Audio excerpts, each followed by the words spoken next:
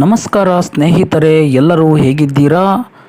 135ಕ್ಕೂ ಹೆಚ್ಚು ಸೀಟುಗಳನ್ನು ಗೆದ್ದು ಕರ್ನಾಟಕದಲ್ಲಿ ಸರ್ಕಾರ ಮಾಡಿರುವ ಕಾಂಗ್ರೆಸ್ಗೆ ಈಗ ಸರ್ಕಾರ ಉರುಳೋ ಭೀತಿ ಶುರುವಾಗಿದೆಯಾ ಅನ್ನುವ ಪ್ರಶ್ನೆಗಳು ಕಾಡ್ತಾ ಇದೆ.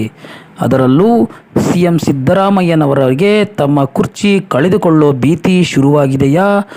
ಈ ಬಾರಿಯ ಲೋಕಸಭಾ ಚುನಾವಣೆಯಲ್ಲಿ ಚಾಮರಾಜನಗರ ಮತ್ತು ಕೊಡಗು ಮೈಸೂರು ಕ್ಷೇತ್ರಗಳನ್ನು ಪ್ರತಿಷ್ಠೆಯಾಗಿ ತೆಗೆದುಕೊಂಡಿದ್ದಾರೆ.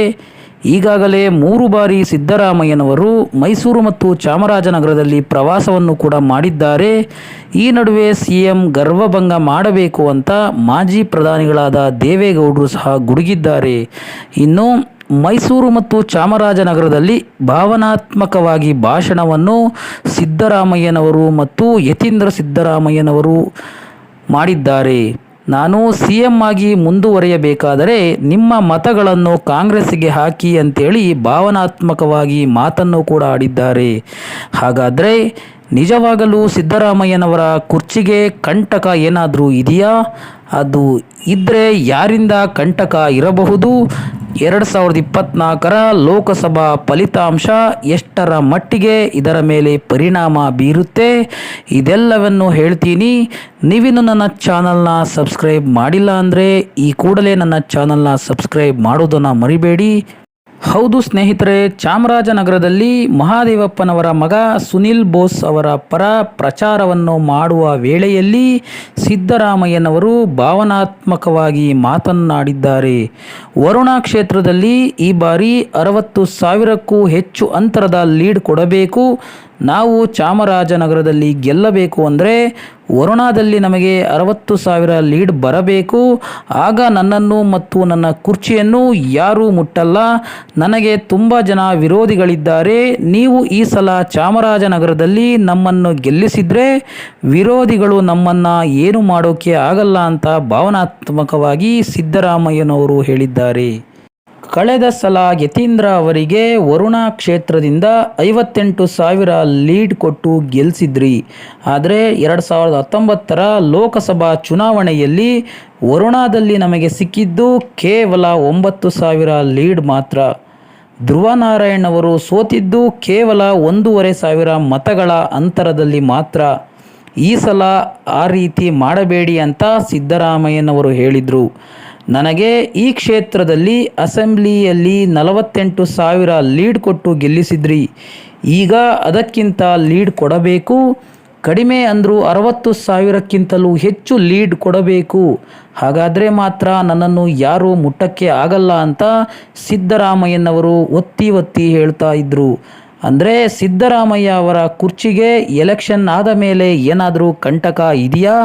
ಅಕಸ್ಮಾತ್ ಚಾಮರಾಜನಗರ ಮತ್ತು ಕೊಡಗು ಮೈಸೂರು ಕ್ಷೇತ್ರವನ್ನು ಕಾಂಗ್ರೆಸ್ ಏನಾದರೂ ಕಳೆದುಕೊಂಡ್ರೆ ನಿಜವಾಗಲೂ ಸಿದ್ದರಾಮಯ್ಯನವರ ಕುರ್ಚಿಗೆ ಕಂಟಕ ಎದುರಾಗಬಹುದಾ ಅನ್ನುವ ಕೆಲವು ಪ್ರಶ್ನೆಗಳು ಮೂಡ್ತಾ ಇದ್ದಾವೆ ಸ್ನೇಹಿತರೆ. ದಕ್ಷಿಣ ಭಾರತದಲ್ಲಿ ಕಾಂಗ್ರೆಸ್ಗೆ ಆಶಾಕಿರಣವಾಗಿ ಕಂಡಿರೋದು ಕರ್ನಾಟಕ ಮಾತ್ರ. ಕರ್ನಾಟಕದಿಂದನೇ ಅವರು ಜಾಸ್ತಿ ಕ್ಷೇತ್ರವನ್ನು ಎಕ್ಸ್ಪೆಕ್ಟ್ ಮಾಡ್ತಾ ಇರೋದು. ಕಡಿಮೆ ಅಂದರೂ 15ಕ್ಕೂ ಹೆಚ್ಚು ಕ್ಷೇತ್ರಗಳನ್ನು ಗೆಲ್ಲಲೇಬೇಕು ಅಂತ ಕಾಂಗ್ರೆಸ್ ಸಜ್ಜಾಗಿದೆ. ಮೊನ್ನೆ ತಾನೇ ದೆಹಲಿಯಲ್ಲಿ ನಡೆದ ಹೈ ವೋಲ್ಟೇಜ್ ಮೀಟಿಂಗಲ್ಲಿ ಹೈಕಮಾಂಡ್ ಹೇಳಿದ್ದಾರೆ, ಯಾರೆಲ್ಲ ಮಿನಿಸ್ಟರ್ ಹಠ ಮಾಡಿ ತಮ್ಮ ಮಕ್ಕಳಿಗೆ ಮತ್ತು ತಮ್ಮ ಫ್ಯಾಮಿಲಿಗೆ ಟಿಕೆಟ್ ಕೊಡಿಸಿದ್ದೀರೋ ಅವರೆಲ್ಲ ತಮ್ಮ ಮಕ್ಕಳನ್ನು ಗೆಲ್ಲಿಸಿಕೊಂಡು ಬರಲೇಬೇಕು. ಇಲ್ಲ ಅಂದರೆ ನಿಮ್ಮ ತಲೆದಂಡ ಫಿಕ್ಸ್ ಅಂತ ಹೈಕಮಾಂಡ್ ಎಚ್ಚರಿಕೆ ಗಂಟೆಯನ್ನು ಕೊಟ್ಟಿದೆ. ಜೊತೆಗೆ ಸಿದ್ದರಾಮಯ್ಯ ಅವರಿಗೆ ಸಹ ಹೈಕಮಾಂಡ್ ತಿಳಿಸಿದೆ ಅಂತೆ, ಚಾಮರಾಜನಗರ ಮತ್ತು ಮೈಸೂರು ಕ್ಷೇತ್ರವನ್ನು ಗೆಲ್ಲಿಸಿಕೊಂಡು ಬರಲೇಬೇಕು ಅಂತ. ಇದರೆಲ್ಲದರ ಪರಿಣಾಮವಾಗಿ ಸಿದ್ದರಾಮಯ್ಯನವರು ಎಮೋಷನಲಿ ಜನರನ್ನು ಟಚ್ ಮಾಡೋಕೆ ನೋಡ್ತಾ ಇದ್ದಾರೆ. ನಾನು ಮುಂದುವರಿಬೇಕೋ ಬೇಡವೋ, ನಾನು ಕೊಡೋ ಯೋಜನೆಗಳು ಮುಂದುವರಿಸಬೇಕೋ ಬೇಡವೋ ಅನ್ನೋ ಎಲ್ಲ ಪ್ರಶ್ನೆಗಳನ್ನು ಕೇಳೋ ಮೂಲಕ ಜನರ ವೋಟುಗಳನ್ನು ಸೆಳೆಯುವಲ್ಲಿ ಸಿದ್ದರಾಮಯ್ಯನವರು ಎಷ್ಟರ ಮಟ್ಟಿಗೆ ಸಫಲರಾಗ್ತಾರೆ ಅಂತ ಚುನಾವಣೆ ಫಲಿತಾಂಶದ ಬಳಿಕ ನೋಡಬೇಕಿದೆ ಸ್ನೇಹಿತರೆ. ಚಾಮರಾಜನಗರ ಲೋಕಸಭಾ ಕ್ಷೇತ್ರಕ್ಕೆ ವರುಣಾ ಕ್ಷೇತ್ರನೂ ಬರುತ್ತೆ. ಕಳೆದ ಬಾರಿ ಬಿಜೆಪಿಯಿಂದ ಶ್ರೀನಿವಾಸ್ ಪ್ರಸಾದ್ ಅವರು ಕಡಿಮೆ ಅಂತರದಿಂದ ಗೆದ್ದಿದ್ದರು. ಧ್ರುವ ನಾರಾಯಣ್ ಅವರು ನಿಂತಿದ್ದರು, ಒಳ್ಳೆ ಫೈಟ್ ಕೂಡ ಕೊಟ್ಟಿದ್ದರು. ಕಾಂಗ್ರೆಸ್ ಗೆಲ್ಲಬಹುದಾದ ಪಟ್ಟಿಯಲ್ಲಿ ಚಾಮರಾಜನಗರ ಮೊದಲು ಆಗಿರುತ್ತೆ. ಹಾಗಾಗಿ ಈ ಕ್ಷೇತ್ರವನ್ನು ಸಿದ್ದರಾಮಯ್ಯನವರು ಪ್ರತಿಷ್ಠೆಯಾಗಿ ತೆಗೆದುಕೊಂಡು ಆಗಾಗ ಆ ಕ್ಷೇತ್ರಕ್ಕೆ ಹೋಗಿ ಬರ್ತಾ ಇದ್ದಾರೆ. ಆದರೆ ರಿಸಲ್ಟ್ ಯಾವ ರೀತಿ ಬರುತ್ತೆ ಅಂತ ಕಾದು ನೋಡಬೇಕು ಅಷ್ಟೇ.